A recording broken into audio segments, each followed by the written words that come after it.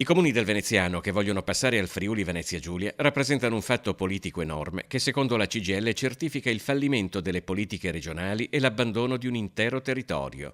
Per il sindacato, se in una nazione che ha un governo di centrodestra, in una regione amministrata da decenni dal centrodestra, nella città metropolitana di Venezia da 11 anni a guida del centrodestra, i sindaci di centrodestra del Portogruarese vogliono andarsene, allora ci si trova di fronte ad un fallimento politico.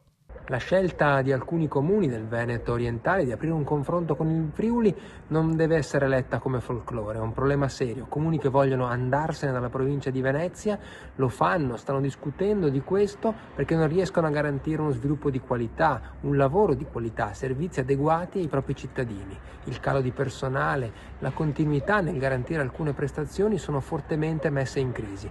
La funzione pubblica della CGIL fa parlare i numeri. In 15 anni il calo del 5% dei dipendenti risulta drammatico, soprattutto nei piccoli comuni, dove anche la differenza di poche unità è fondamentale. Secondo il segretario generale Daniele Giordano, la Regione Veneto non può continuare a far finta di nulla e dovrebbe ammettere che questi segnali rappresentano un giudizio netto e inequivocabile sul fallimento delle sue politiche e un fallimento anche della città metropolitana, di fatto cancellata nel suo ruolo strategico e ridotta a un contenitore vuoto. Serve un tavolo istituzionale che affronti quello che i comuni pongono, che discuta di come se ne può uscire, di come possono esserci percorsi virtuosi di aggregazione, di fusione, di sinergia per garantire cosa? Servizi comunali adeguati e per garantire uno sviluppo del territorio che metta al centro davvero i cittadini, la qualità del lavoro e la qualità del benessere delle persone.